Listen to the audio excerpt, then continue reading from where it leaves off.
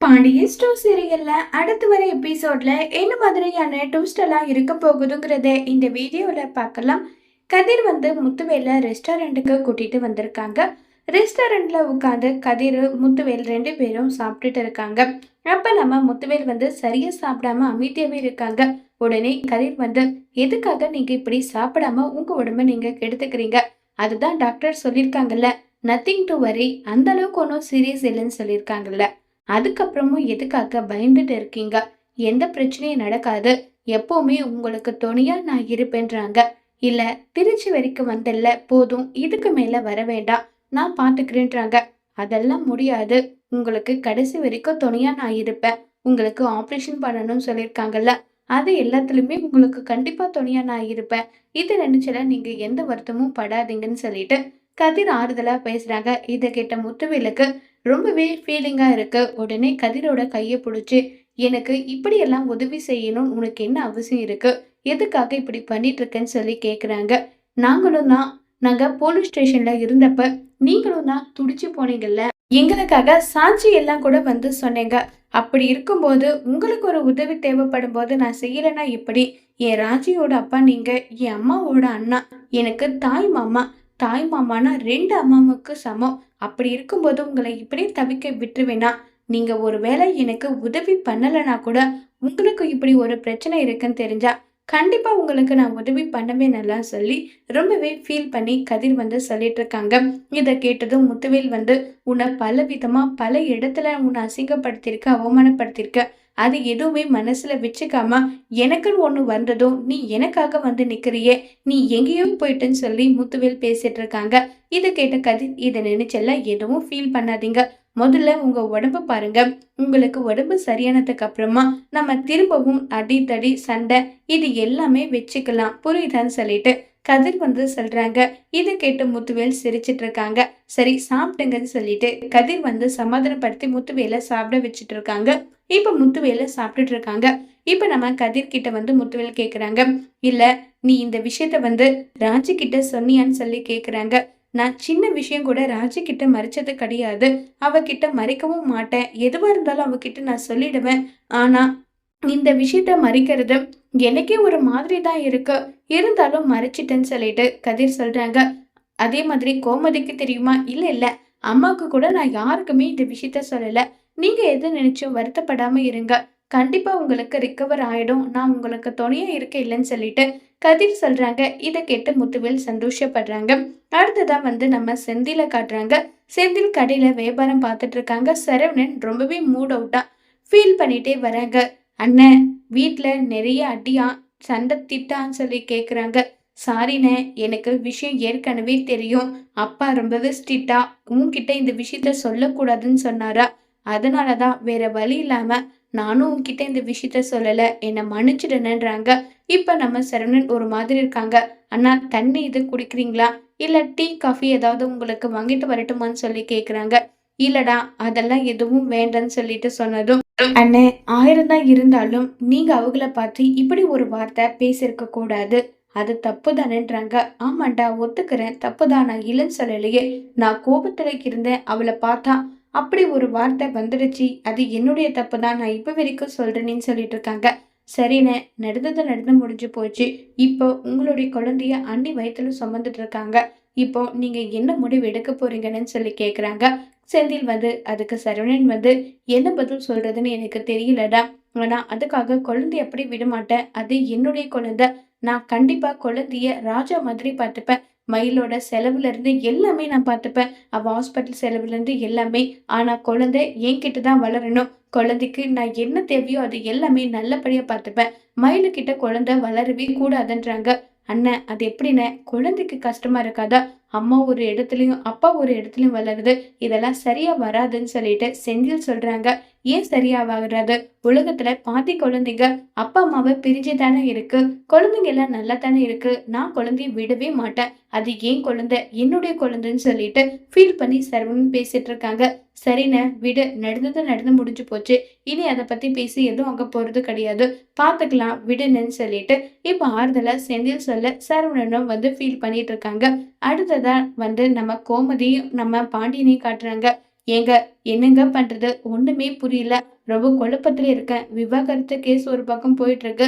இப்ப மயிலு கன்சீவா இருக்க விஷயம் ஒரு பக்கம் போயிட்டு இருக்கு. இப்ப என்னங்க நம்ம முடிவு எடுக்கிறதுன்னு சொல்லி கேட்டுட்டு இருக்காங்க. உடனே மீனா வந்து, அத்தை மாமா உங்க 2 பேருக்கிட்டயும் நான் விஷயத்த மறைச்சது தப்புதான். என்னுடைய விஷயத்த நான் எப்பவுமே எதுக்காக மறைச்சது கிடையாது. இது அவங்களுடைய விஷயம். அவங்களே சொல்ல வேண்டாம்னு சொன்னதுக்கு அப்புறம் என்னால எப்படி வந்து சொல்ல முடியும்? அதனால தான் நான் இந்த விஷயத்த சொல்லலன்னு சொல்லிட்டு இருக்காங்க. இத கேட்டதுமே உடனே கோமதி வந்து, அதுக்காக எல்லா விஷயத்தையும் நீ மறைக்கிறது ரொம்ப தப்பு மீனான்றாங்க.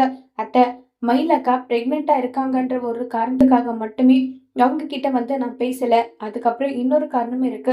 மயில் அக்கா பிரெக்னென்ட் ஆகியிருக்காங்கன்ற விஷயம் தெரியறதுக்கு முன்னாடி அவங்க அம்மா, வீட்ல எல்லாருமே அவங்கள ரொம்ப கொடுமைப்படுத்துனாங்க. அதனால சூசைட் பண்ணிக்க போனாங்க.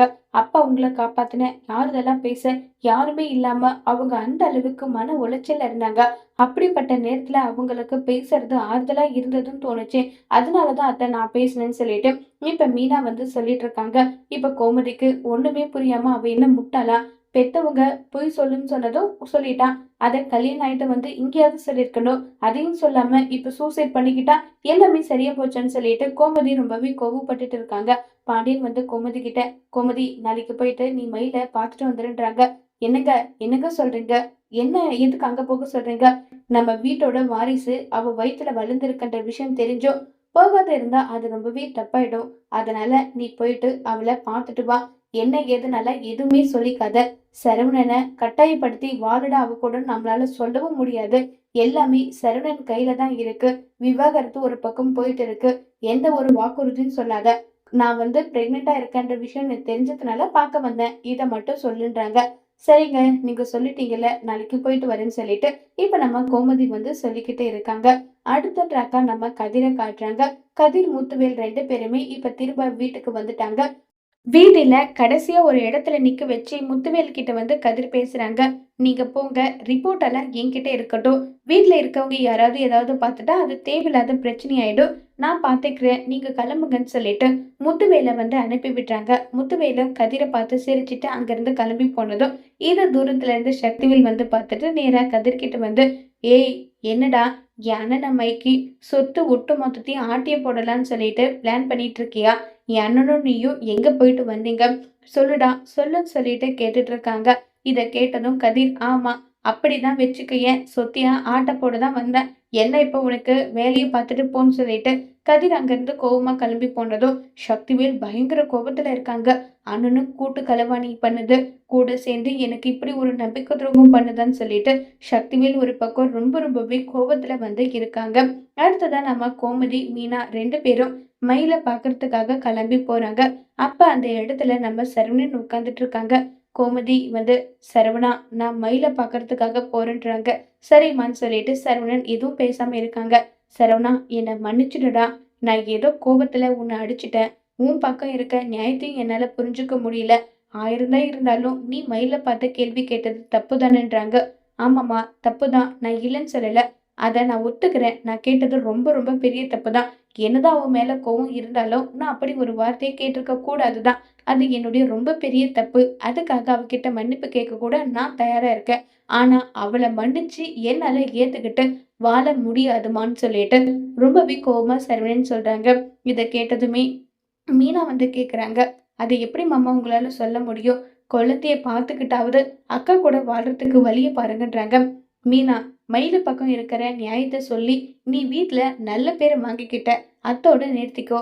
என்னுடைய லைஃப்ல நான் என்ன முடிவு எடுக்கணும், என்ன முடிவு எடுக்க கூடாதுன்றத நான் பார்த்துக்கிறேன். புரியுதான்னு சொல்லிட்டு சரவணன் கோவப்பட்டு பேசினதும் செந்திலுக்கா பயங்கர கோவம் வருது மீனா மேல. என்ன நினைச்சிட்டு இருக்க? நீ என்ன தியாகி, நல்லவன், வல்லவன் காட்டிக்கணும்னு நினைச்சு பேசிட்டு இருக்கியா? இது என் அண்ணன் சரவணனுடைய வாழ்க்கை. அவர் யார் கூட வாழணும், யார் கூட வாழக்கூடாது, எது நல்லது, எது கெட்டது, இது எல்லாமே அவருக்கும் தெரியும். அவர் என்ன முடிவு எடுக்கிறாரோ அதை அவர் எடுத்துக்கிட்டும். உன் வேலையை நீ பாருன்னு சொல்லி செந்தில் திட்டினதும் கோமதியும் திட்டுறாங்க. இங்க பாரு, அவன்கிட்ட மயில ஏத்துக்கிட்டு வாழ நம்ம எந்த மூச்சை வச்சு சொல்ல முடியும் சொல்லுடான்றாங்க. ஆமா அதுவும் சரிதாம்மா. அண்ணன் என்ன முடிவு எடுத்தாலும் அது அவருடைய விருப்பம்தான். நான் அண்ணன்கிட்ட கடையில கூட கேட்டேன். அதுக்கு அவர் என்ன சொன்னாரு தெரியுமா? குழந்தை மட்டும்தான் என்னுடைய உரிமை. மயிலு கூட என்னால இனி இந்த ஜென்மத்துல வாழ முடியாதுன்னு சொல்லிட்டாரு. எந்த அளவுக்கு அவருடைய மனசுல மயிலு காயப்படுத்திட்டு போயிருந்தா இந்த அளவுக்கு ஒரு வார்த்தைய சொல்லுவாங்க. அத பத்தி யாராவது யோசிச்சு பார்த்தீங்களான்னு சொல்லி செந்தில் சொல்லிட்டு இருக்காங்க. மீனாவால எதுவுமே பேச முடியல.